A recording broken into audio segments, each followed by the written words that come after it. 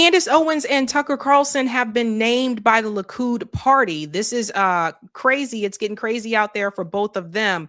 She tweeted this, and I'm going to take you to the article. The Likud party in Israel just named me and Tucker Carlson as enemies that must be fought. These people are murderers. Murderers are threatening me and Tucker Carlson over speech. How is that at all acceptable to our government? So first of all, again, the Likud party is in Israel. Just imagine if Russia did that. Imagine if China did that. But because it's Israel, it gets a pass. Now, let's get into this article because I see this. I don't know how Candace sees it, but I kind of see this as a hit. Let me put this out here. The Knesset member decries new enemy, Tucker Carlson and Candace Owens. Again, here we go with Israel naming their names. And I'm in need for this publication to learn how to make bigger text, for the love of God. In an address to the Knesset on Monday, Likud lawmaker Dan Eluz decried what he said was a new enemy within American politics, Tucker Carlson and Candace Owens. We are used to enemies from the outside. We fight terror tunnels of Hamas. We fight, they don't go in the tunnels. Let me finish. We fight the ballistic missiles of Iran. You started the preemptive strikes. But today I look at the West, our great ally, and I see a new enemy rising from within. By the way, he's originally from Canada. See what I said about these settlers? I am speaking of a poison being sold to the American people as patriotism. I'm speaking of intellectual vandalism of Tucker Carlson and Candace Owens. We highlight this here. Now, why do you think he named those two people? They're not the only ones that have been critical of Israel, but he's naming them because they're conservatives. And like I told you, Israel needs those evangelical Christians. They're conservatives that have a large platform. They have a large following. And he sees Tucker and Candace as a problem for Israel accomplishing its greater mission. Because like I said, if they lose the evangelicals, they don't really have much. To me, this is like a hit list. We talked about before in the show about a year ago, there were a number of American journalists that were put on Ukrainian kill lists. Like Aaron Mate was one of those people that was put on that kill list. I think Katie Halper was put on one of them as well. Think about this for a second. So I don't think this is just them calling them out. I see this as a threat. And I think other people need to take it as a threat as well. His comments came as the Republican Party has been roiled in recent months by debates over the mainstreaming of anti-Semitic influencers within the GOP. And see, there they go. They label them anti-Semitic right off the bat. In October, conservative commentator Tucker Carlson hosted far-right anti-Semitic influencer Nick Fuentes on his platform, igniting outrage from Jewish conservatives who warned of growing reach of anti-Semitic voices. This is another thing I need you guys to pay attention to. Tucker Carlson is not the only podcaster that has interviewed Nick Fuentes. Again, why are they calling out him but not the others? Think about that for a second. Let's go on here. Owens had long made anti-Semitic rhetoric a hallmark of her YouTube channel, which has 5.7 million subscribers. A recent analysis of her content by the Jewish People Policy Institute found that 3/4 of her videos that mentioned Jews were anti-Semitic. But again, they keep changing this definition, right? So they keep throwing this word around, hoping it'll sting. They claim to fight the woke left. They are no different than the woke left. The radical left tears down the statues of Thomas Jefferson. Tucker Carlson tears down the legacy of Winston Churchill. What the?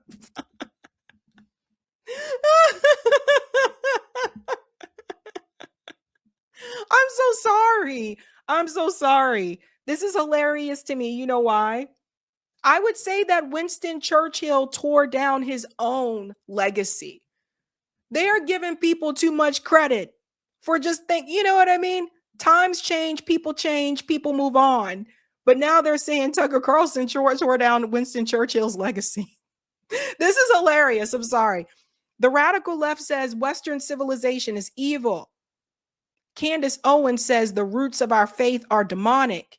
It is the same sickness. I don't know what to say. This is wild, fam. Let's continue here.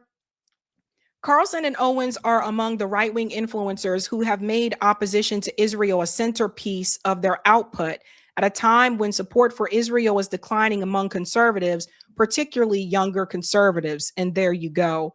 By the way, Tucker Carlson interviews quite a variety of people. Everything that he does is not always about Israel. I've seen him interview Jeffrey Sachs. I mean, I've seen a lot of people like on Tucker Carlson's podcast. You know, it just, to me, it's, I don't know. I know Candace doesn't interview as many people as like Tucker does. But even then, they're not talking about all the other things that Candace talked about, right? Like Brigitte Macron. Don't forget, what's her name? The woman married to Ryan Reynolds. I always forget this girl's name. But the Justin Baldini story, remember that? Like she dove into that. She also did a whole series about Kamala Harris. They didn't have anything to say about Candace Owens then.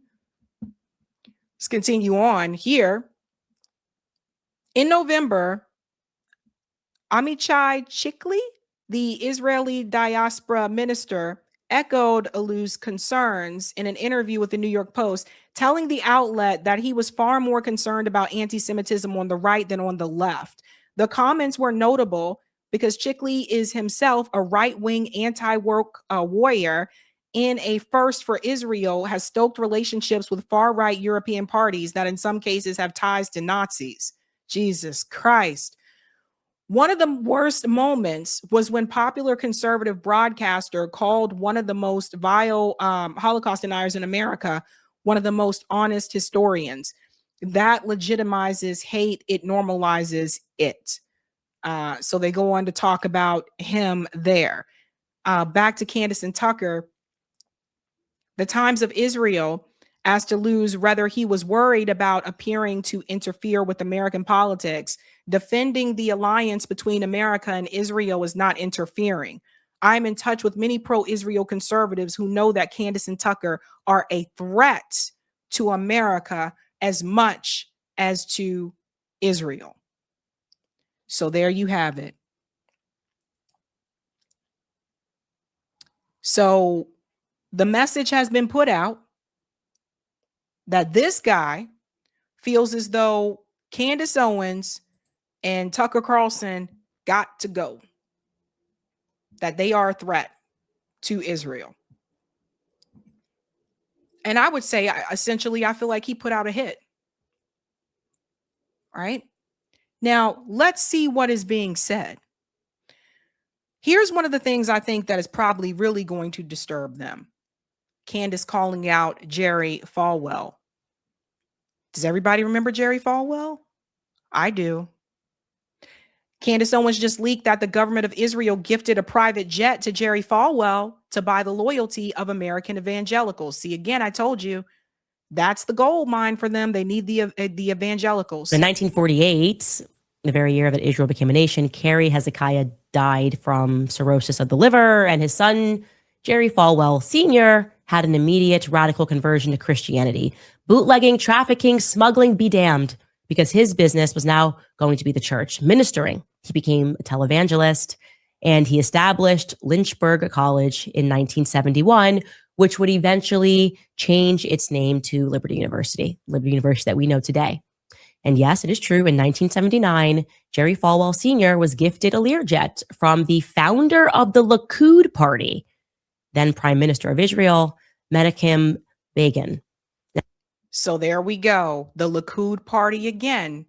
So the Likud party gifting things to Jerry Falwell.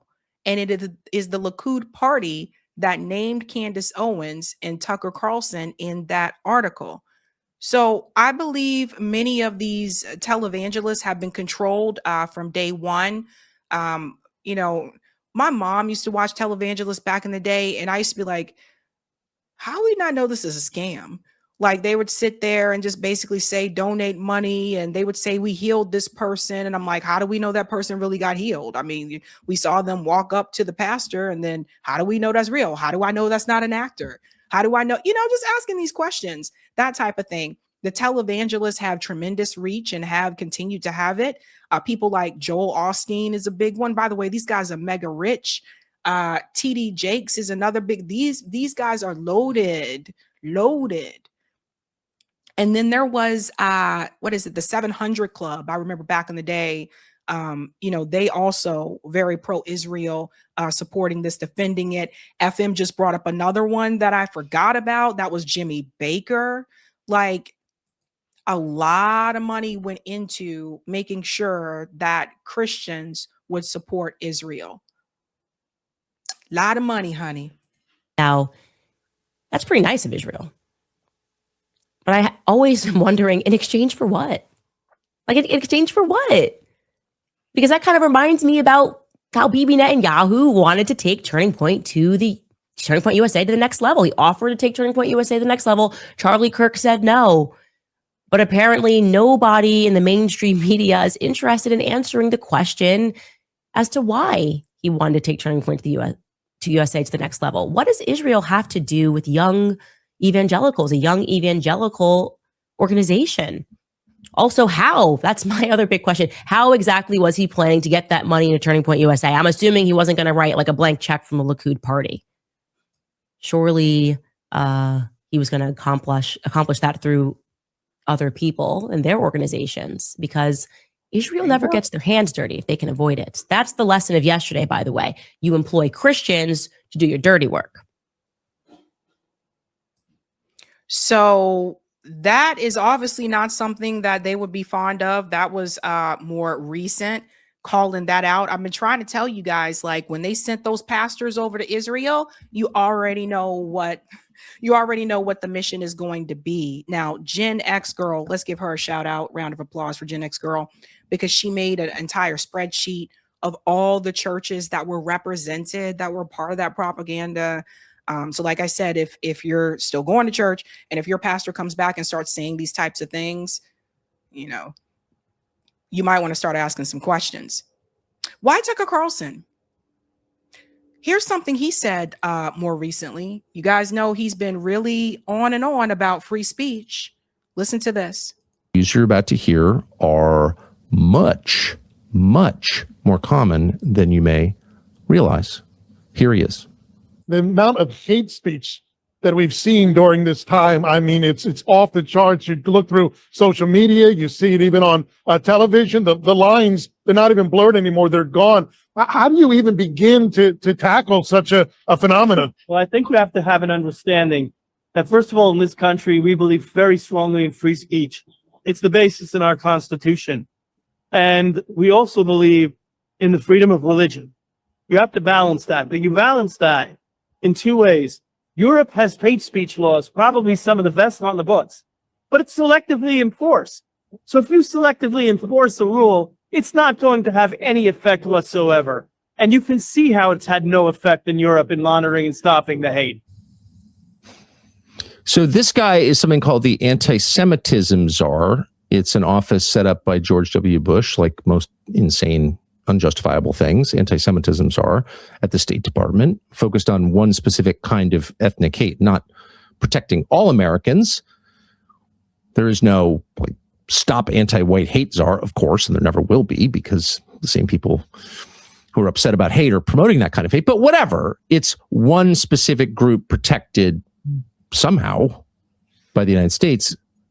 Imagine if I called myself the Black Czar. Like, just think about this for a second, guys. Like, that is silly, right? I know, like, haha, but it's just ridiculous. Imagine if I called myself Sabrina Salvati, the Black Czar. the dumbest thing I ever heard of, right? But here we are. State Department. But this is a guy who actually has a job in administration saying it's great. European hate crimes laws are great. Well, first of all, every single one of them is immoral. And two, they're all contrary to the First Amendment. You couldn't have laws like that here. And three, when you actually look at those laws that Rabbi Yehuda Kaplan is saying are so great, they're used to suppress Christianity. That's what they actually are, of course.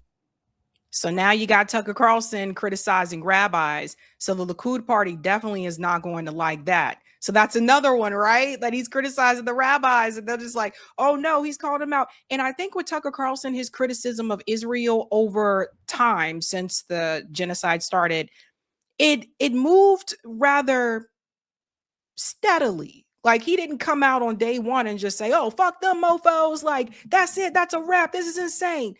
He tread lightly at first and kind of, just waded in the water a little bit and then started noticing more and more. And actually, he became more critical about what Israel was doing under the Trump administration than under the Biden administration. And I think maybe he expected Trump to come in and fix all of that, like Trump said he would, but you know how that is. But he took his time, like kind of getting there, and they're naming him. When there were people who came out on day one that were very, very vocal and critical of Israel, not named. So what is it about these two? Again, I think it's that they have a massive following. Candace at one point was a part of Turning Point USA, so I think they look at her as like a traitor. They're like, betrayal. Tucker was a part of Fox News.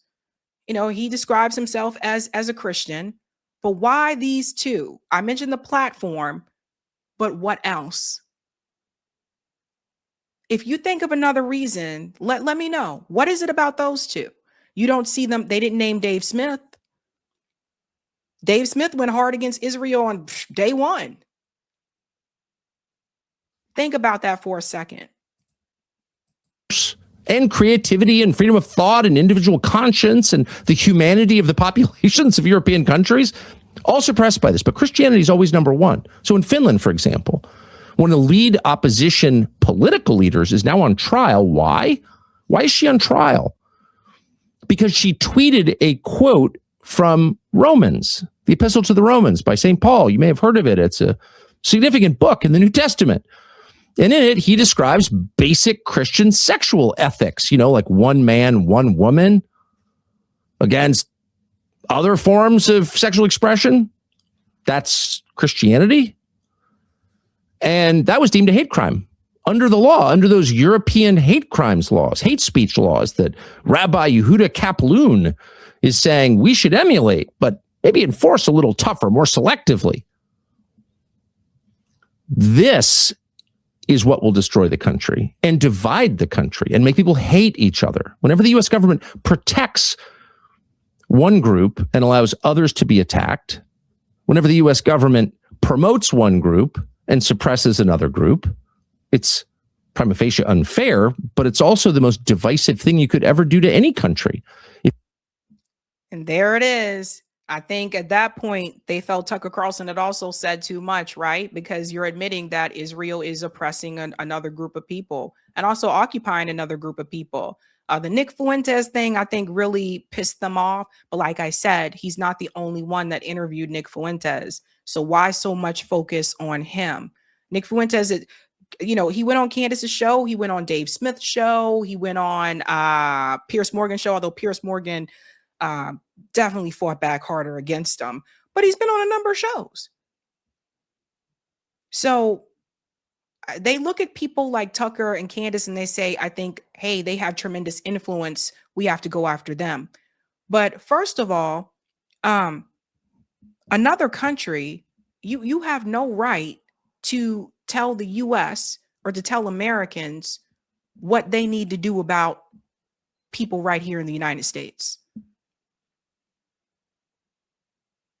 That's the part that I find to be very damning, that another country is saying you guys need to do something about Tucker Carlson and Candace Owens. And I say deception is a hell of a drug because, you know, here's something to think about. Had it not been for October 7th, do we get here? Do more people wake up if there's no October 7th? I don't think they do. I've been talking about the Israel issue since the day I started this channel, which is 2021. When I started this show, I think the channel started end of 2019, but I started the podcast 2021. So it makes you wonder what's happening there. But I have great offense for people who are naming Americans, putting them on some list as to like Donald Trump or whoever is in charge over there. You need to get your people in line. I have a serious problem with that. We get called all types of names if we even just criticize Israel. But here you guys are telling us what we need to do and who needs to be controlled. So pay attention to the free speech laws, pay attention to the definitions. We continue to cover updates on that because they really do want to silence people. And right now, it looks like they're trying to silence people with the biggest microphone, which is Tucker Carlson and Candace Owens. Hey guys, this was a Sabby clip. If you like what you saw, hit that like button and subscribe.